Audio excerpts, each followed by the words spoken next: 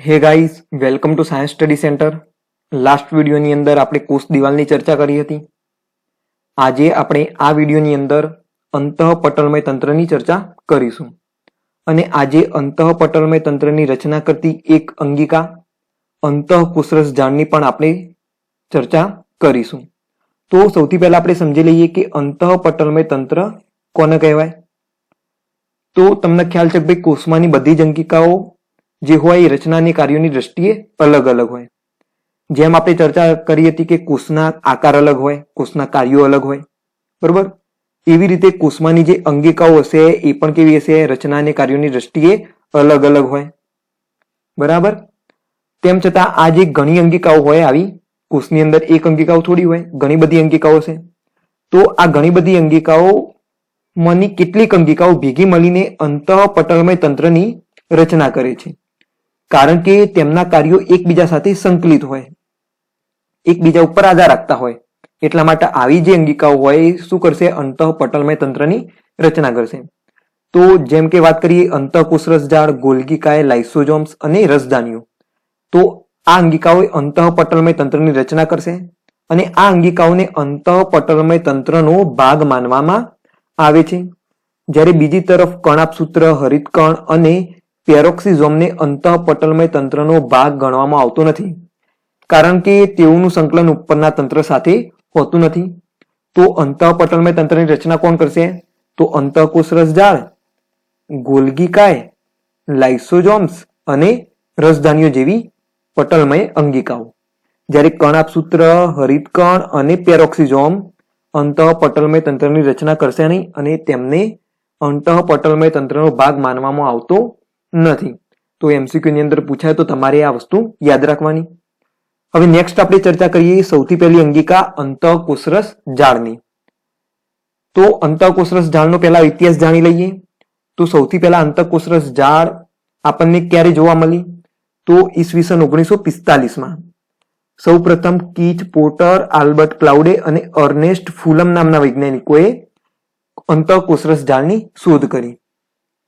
હવે અંતઃકોષરસ જાળ કેવા પ્રકારના કોષોમાં જોવા મળશે, તો બધા જ યુકેરિયોટિક કોષો એટલે કે સુકોષ કેન્દ્રીય કોષોમાં અંતઃકોષરસ જાળ જોવા મળશે, એમના કોષરસમાં અંતઃકોષરસ જાળ જોવા મળશે, બરાબર। પરંતુ અપવાદ રૂપે તમારે યાદ રાખવાનું કે સસ્તનના આરબીસી એટલે કે રક્તકણો, બરાબર, રેડ બ્લડ કોર્પસલ્સ, તમે આને કોષો પણ કહી શકો, પરંતુ કોષો કરતા જે વેલ યુઝડ જે શબ્દ છે એ કયું છે, કોર્પસલ્સ છે, કારણ કે કોષો અને કોર્પસલ્સમાં થોડો ડિફરન્સ છે। હવે જુઓ તો આ વસ્તુ યાદ રાખવાની કે યુકેરિયોટિક કોષોના કોષરસમાં જોવા મળશે, પરંતુ અપવાદ કયું, તો આરબીસી એટલે કે રક્તકણોની અંદર જોવા મળશે નહીં, એ ગેરહાજર છે। બીજું કે આદિકોષ કેન્દ્રીય કોષો એટલે કે પ્રોકેરિયોટિક કોષોમાં પણ અંતઃકોષરસ જાળ ગેરહાજર હશે, બરોબર। હવે તમે જુઓ કે બાજુની આકૃતિ અહીંયા ફિગર ડ્રો કરેલી છે અંતઃકોષરસ જાળની, જેમાં પૂરી અંતઃકોષરસ જાળ નથી દર્શાવી, માત્ર એનો શું દર્શાવેલો છે, તો આડછેદ જ દર્શાવેલો છે। આડછેદ એટલે કે ગમે તે કોઈ આવી ઊભી વસ્તુ હોય એને તમે વચ્ચેથી આ રીતે કટ કરી દો, બરોબર, તો જે પણ આ ભાગ દેખાશે તમને એ શું હશે, આડછેદ। ખ્યાલ આવી ગયો, તો આડછેદ કોને કહેવાય, બરોબર। ધારો કે આ રીતે બોલપેન હોય તો બોલપેનના પાછળથી તમે આ જે દેખાય સેક્શન ગોળાકાર એને તમે જોજો, એને તમે કહી શકો આડછેદ, બરોબર, ખ્યાલ આવી ગયો। તો અહીંયા પણ શું છે, આ પૂરેપૂરું અંતઃકોષરસ જાળ દર્શાવેલી નથી, માત્ર એનો આડછેદ દર્શાવેલો છે, એટલે તમને ખ્યાલ આવે ભાઈ અંદરથી એનું સ્ટ્રક્ચર કેવું હશે। તો તમે જોઈ શકો ભાઈ સમગ્ર કોષરસમાં પથરાયેલી નાની નલિકામય રચનાઓનું આ જાળું છે। તો અહીંયાથી આટલો ભાગ તમે જુઓ, બીજો આયરેટ ભાગ જુઓ, તો આ શું છે, અંતઃકોષરસ જાળ એટલે કે એન્ડોપ્લાસ્મિક રેટિક્યુલમ, જેને આપણે કહીએ છીએ, તો આ શું છે, અંતઃકોષરસ જાળ। તો આ જે ભાગ દેખાય છે આ વચ્ચેનો એ છે કોષ કેન્દ્ર। કોષ કેન્દ્રની આસપાસ શું હશે, કોષ કેન્દ્ર પટલ હશે, કારણ કે આપણે સુકોષ કેન્દ્રીય કોષોમાં તમે વાત કરો ત્યારે શું હોય, કોષ કેન્દ્રની ફરતે કોષ કેન્દ્ર પટલ હોય, આ શું થઈ ગયું એનું? કોષ કેન્દ્ર પટલ. તો કોષ કેન્દ્ર પટલથી જસ્ટ જ્યારે કોષ કેન્દ્ર પટલ પૂરું થાય, અહીંયા જુઓ કોષ કેન્દ્ર પટલ સમાપ્ત થયું. 1 મિનિટ ચેન્જ કરી લઈએ કલર. ઓકે, જુઓ અહીંયા કોષ કેન્દ્ર પટલ દૂર થઈ ગયું અને ત્યાંથી શું શરૂ થયું? આ એન્ડોપ્લાઝમિક રેટિક્યુલમ એટલે કે અંતઃકોષરસ જાળની શરૂઆત થઈ. બરોબર, તો ત્યાંથી લઈને સમગ્ર કોષરસમાં શું હશે? પથરાયેલી હશે અને નાની નલિકાઓ રૂપી એ જાળું છે. ઓકે, હવે જુઓ કે જ્યારે આ સમગ્ર કોષરસમાં ફેલાય છે તો કોષરસના બે ભાગમાં વિભાજિત કરી દે છે. એક તો છે સાઇટોસોલ, 1 મિનિટ વેરીસ, એક છે સાઇટોસોલ અને બીજું છે લ્યુમેન. આ છે લ્યુમેન. તો સમગ્ર કોષરસમાં આ પથરાયેલી હોય એટલે શું કરે? કોષરસને બે ભાગમાં વિભાજિત કરે.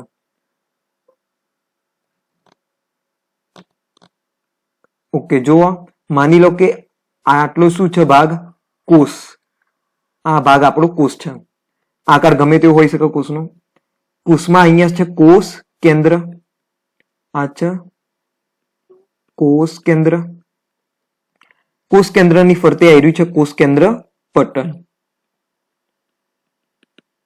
કોષ કેન્દ્ર પટલ. કોષ કેન્દ્ર પટલની બાહ્ય સપાટીથી આ શું થયું? અંતઃકોષરસ જાળની શરૂઆત થઈ. બરોબર, હવે આ સમગ્ર કોષરસ છે, આ બહારનો તરફ એ કોષરસના બે ભાગમાં વિભાજિત કરશે, કારણ કે મોટો ભાગ શું હોય? અહીંયા અંતઃકોષરસ જાળ નો હોય છે એટલા માટે. તો એમાં તમને નજરમાં આવશે કે ભાઈ અંતઃકોષરસ જાળની અંદર આ એક નલિકા જેવો ભાગ તમને દેખાતો હશે, એક ભૂંગળી જેવો ખાલી ભાગ દેખાતો હશે નજરમાં, અને બીજો ભાગ છે એ આ બહારનો ભાગ. બરાબર, જ્યાં ડોટેડ લાઈન દર્શાવેલી છે, આ બધી ડોટ એ બહારનો ભાગ. તો જે આ બહારનો કોષરસ છે એને કહેવામાં આવે છે સાઇટોસોલ. જ્યારે આ અંદરનો ભાગ જે બ્લુ થી ડાર્ક કરેલો છે એને કહેવામાં આવે છે લ્યુમેન. તો લ્યુમેન કોને કહેવાય? તો કોઈ પણ ભૂંગળી જેવી રચના હોય, કોઈ પણ ભૂંગળી જેવી રચના હોય અને એની જે અંદરનો ભાગ હોય એને શું કહેવામાં આવે? લ્યુમેન કહેવામાં આવે. એવું જરૂરી નથી કે ભાઈ કોષના કિસ્સામાં જ આપણે લ્યુમેન કહીશું. કોઈ પણ વ્યવહારુ વસ્તુ હોય, પોલી વસ્તુ હોય, જેની અંદરના ભાગને તમે શું કહેશો? તો લ્યુમેન કહેશો. ખ્યાલ આવી ગયો? તો અહીંયા સુધી તમને ખ્યાલ આવી ગયો છે કે ભાઈ કોષરસને બે ભાગમાં વિભાજિત કરશે. બરાબર, સાઇટોસોલ અને લ્યુમેનના. બહારનો જે કોષરસનો ભાગ છે એને તમે કહેશો સાઇટોસોલ, જ્યારે અંદરનો જે ભાગ છે એને તમે કહેશો લ્યુમેન. નેક્સ્ટ આપણે ચર્ચા કરીએ તો એની જોઈએ બાહ્યાકાર વિદ્યા. તો 3 ભાગોની બનેલી હોય અંતઃકોષરસ જાળ. કેટલા? 3 ભાગોની બનેલી હોય. એક છે સિસ્ટરની, બીજું છે પુટિકાઓ અને ત્રીજું છે નલિકાઓ. તો જુઓ અહીંયા જે આ બાહ્ય કોષરસ કોષ કેન્દ્ર પટલ આ જે કોષ કેન્દ્ર પટલનો બાહ્ય ભાગ પૂરો થાય ત્યાંથી આ અંતઃકોષરસ જાળ જે શરૂઆત થાય છે, આ શરૂઆતના ભાગને આપણે શું કહીએ છીએ? સિસ્ટરની કહીએ, કે જેના ઉપર આ ડોટ જેવી રચનાઓ પણ તમને દેખાતી હશે, એને આપણે શું કહીએ છીએ? સિસ્ટરની. ઓકે, બીજો ભાગ કયો? પુટિકાઓ. તો પુટિકાઓ એ કોષરસમાં આ રીતે વિખેરાયેલી હશે, આ રીતે. ખ્યાલ આવી ગયો? આ રીતે શું હશે? પુટિકાઓ કોષરસમાં આ રીતે વેરવિખેર થયેલી હશે. અને ત્રીજો ભાગ છે નલિકાઓ. તો નલિકાઓ તમને આ પાછળનો જે ભાગ દેખાય, બરોબર, નલિકા જેવો, એને તમે કહેશો નલિકાઓ. આ જે નલિકાઓ હોય એ કોષરસ પટલ તરફ હોય. કોના તરફ હોય? આ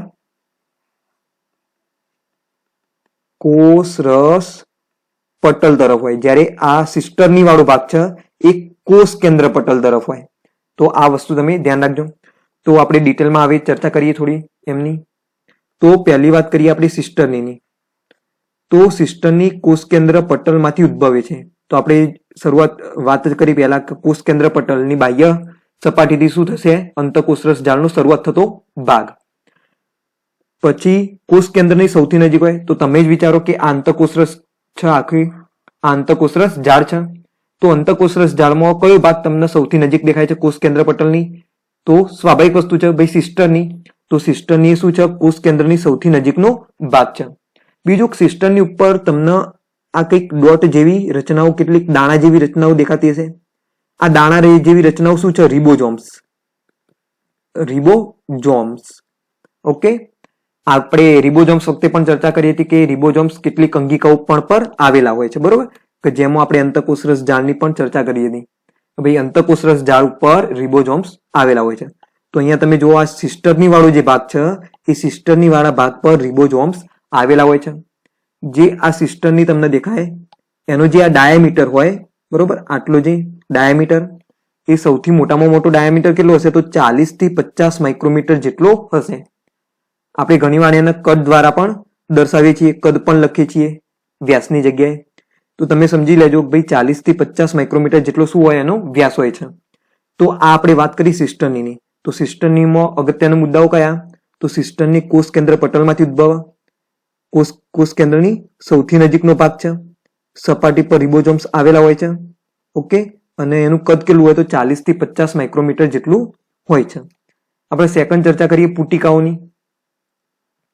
તો પુટિકાઓ તમને આગળ દર્શાવ્યું આ રીતે કે પુટિકાઓ અહીંયા આ શું છે? પુટિકાઓ દર્શાવેલી છે.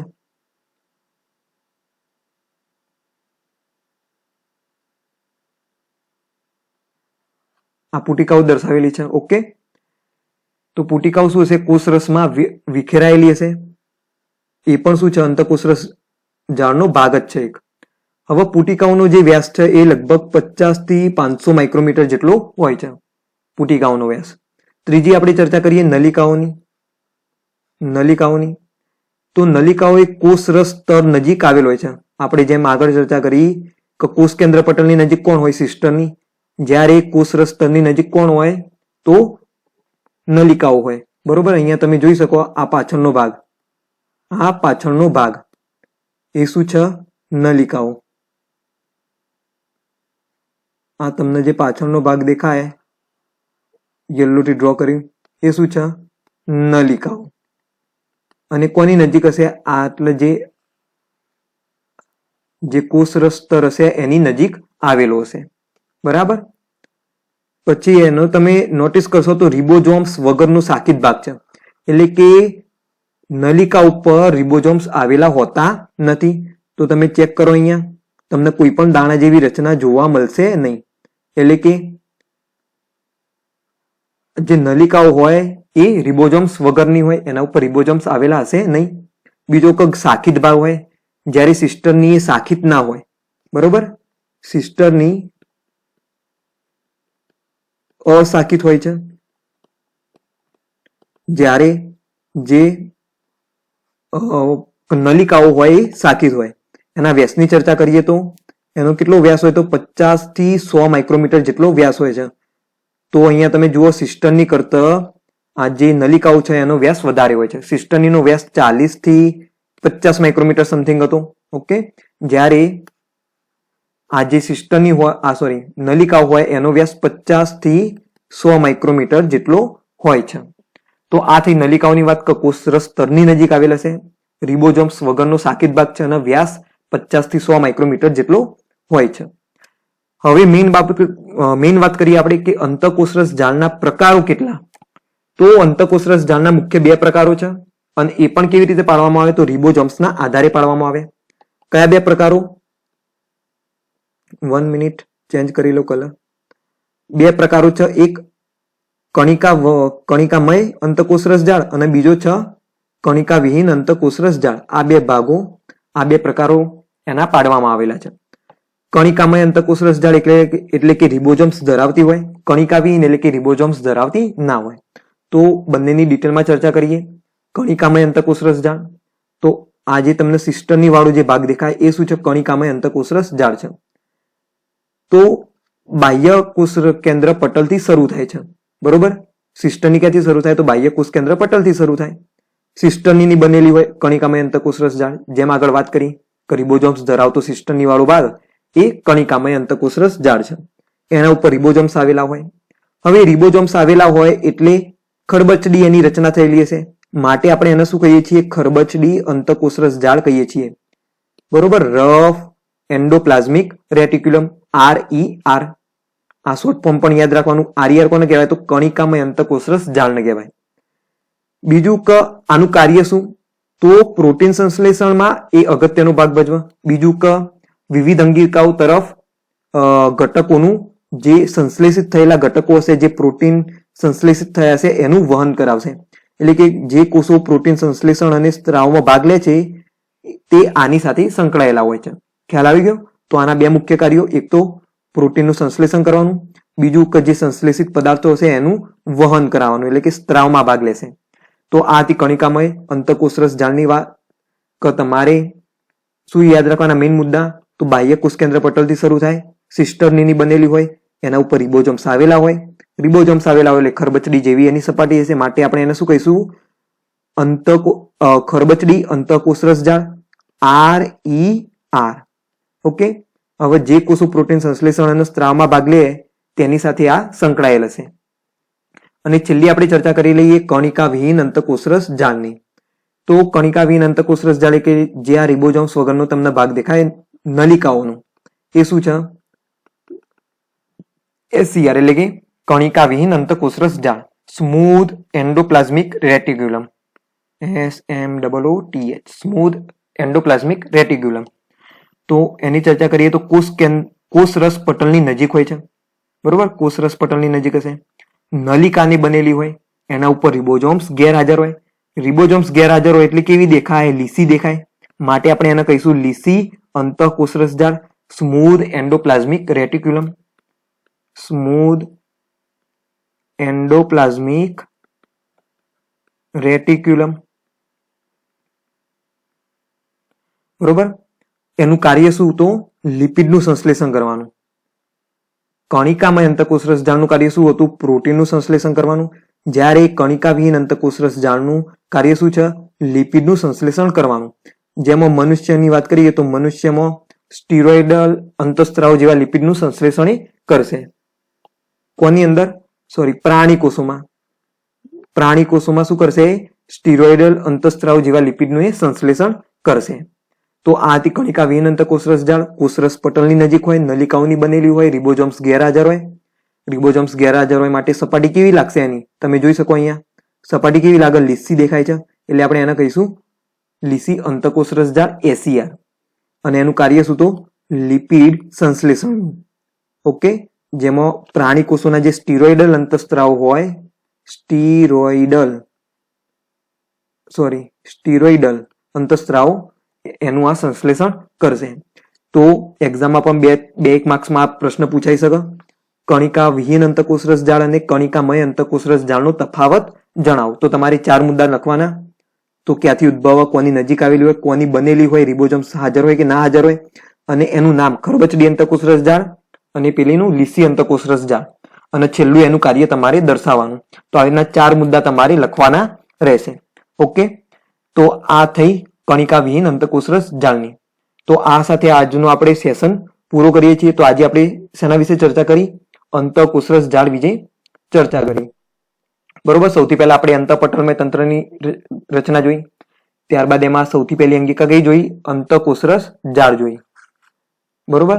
જેમાં આપણે શોધ જોઈ, એના પછી કયા કોષોમાં જોવા મળે છે એની ચર્ચા કરી, કેવા ભાગોની બનેલી હોય એ ભાગોની પણ ચર્ચા કરી, અને ત્યારબાદ આપણે છેલ્લે એના પ્રકારો જોયા, અને એ પ્રકારો કયા કાર્યો સાથે સંકળાયેલા છે એની આપણે ચર્ચા કરી. તો આ તમારે મેઇન મુદ્દા યાદ રાખવાના. અને એક્ઝામમાં જો તફાવત પૂછાય કણિકામય અંતઃકોષરસ જાળ અને કણિકાવિહીન અંતઃકોષરસ જાળ, તો તમારે લખવાનું રહેશે. તો તમારે હોમવર્કમાં આટલું લખવાનું રહેશે. હોમવર્કની અંદર કણિકામય અંતઃકોષરસ જાળ એટલે કે રફ એન્ડોપ્લાઝમિક રેટિક્યુલમ અને કણિકાવિહીન અંતઃકોષરસ જાળ સ્મૂધ એન્ડોપ્લાઝમિક રેટિક્યુલમનો તફાવત જણાવો. તો આ તફાવત તમારે હોમવર્કની અંદર લખવાનું. તો આ વિડીયોની અંદર માત્ર આટલું જ.